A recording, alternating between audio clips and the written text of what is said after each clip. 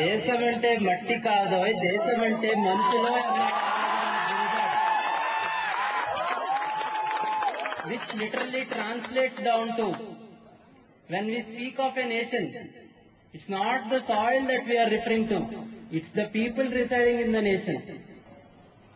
When we speak of a nation, we don't refer it to as a dormant being which cannot do anything, but as a rising power which can reply back, which can stun you. The same thing refers to IIIT.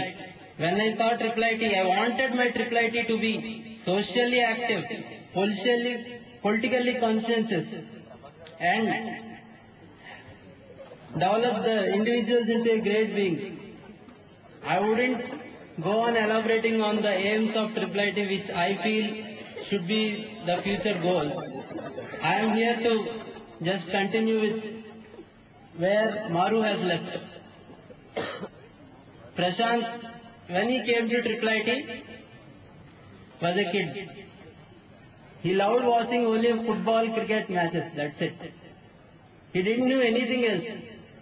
Asked the friends of GHEB, couple of juniors, maybe Praveen and Naga will help you out.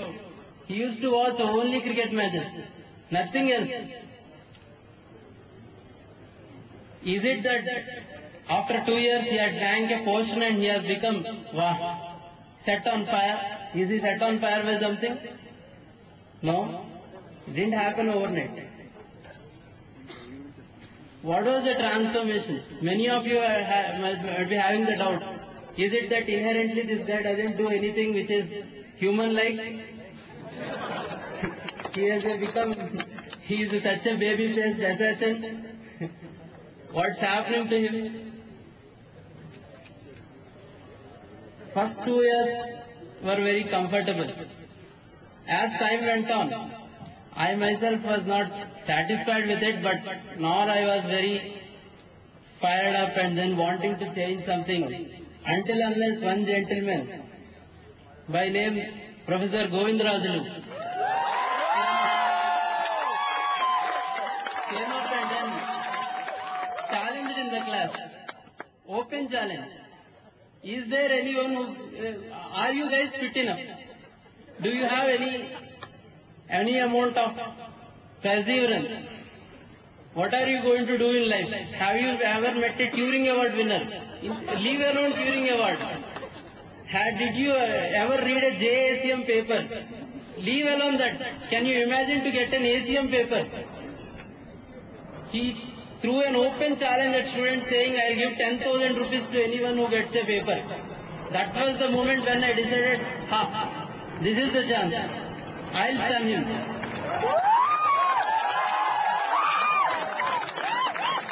This was the moment that I was waiting for.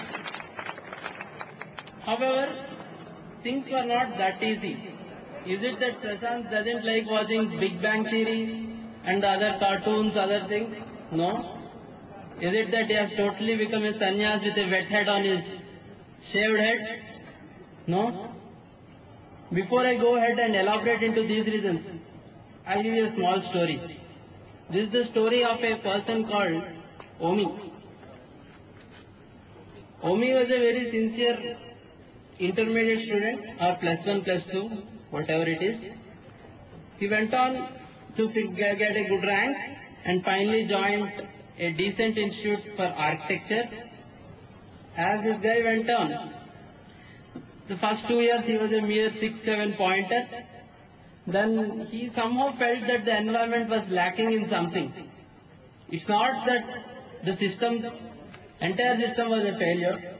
He saw for first 2 years he was basically trying to figure out the problems in the environment. For the entire 2 years, it took him 2 complete years to figure out that there are 2 problems. The first problem being, every course in the institute has a high certainty that it will end up as a failure. Failure, I would define in terms of 2 parties. One students on the other side, the other professors or the lecturers. Both these 2 parties interact with themselves and then finally have to come out successfully. This is a course. Now, even if one of the parties is unhappy about the course, I would call it a failure.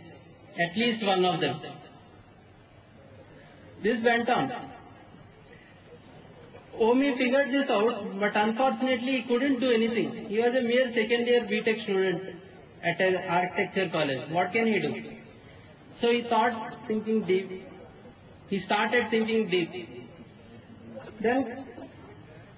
Then he realized that since it's a two-party problem, I have already seen the one side of the coin, that is the student side. Let me try out what happens if I become a lecturer. So he started searching for prey subjects.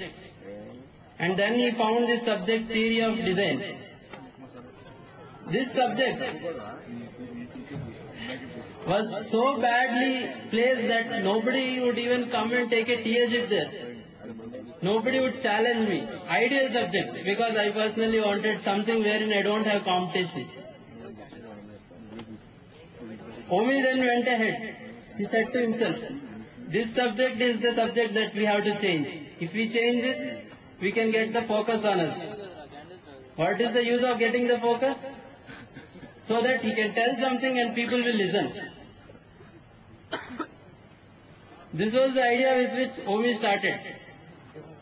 When he went ahead, he took up the course as a TA and then started doing things which are quite unconventional.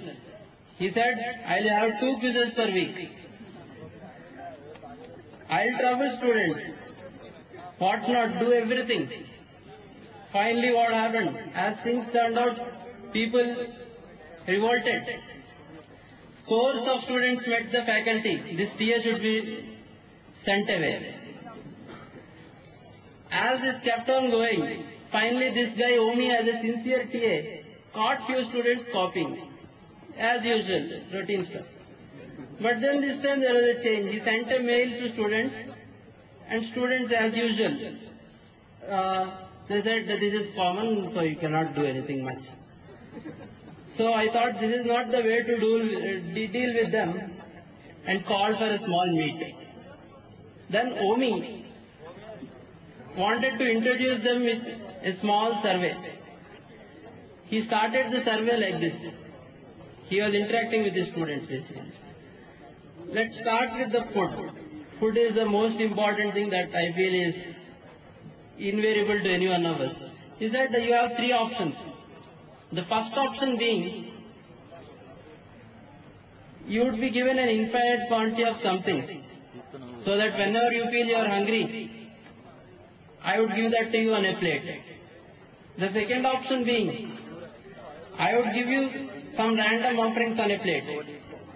The third option being, I'll give you some money and there are basically some stalls around, you can buy anything. As this went around, the survey results turned out to be so.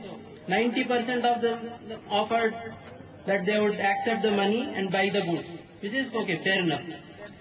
10% of them for this and then negligible for the infinite quantity. Fair enough, common sense. Then I started, what would be a similar analogy to studies?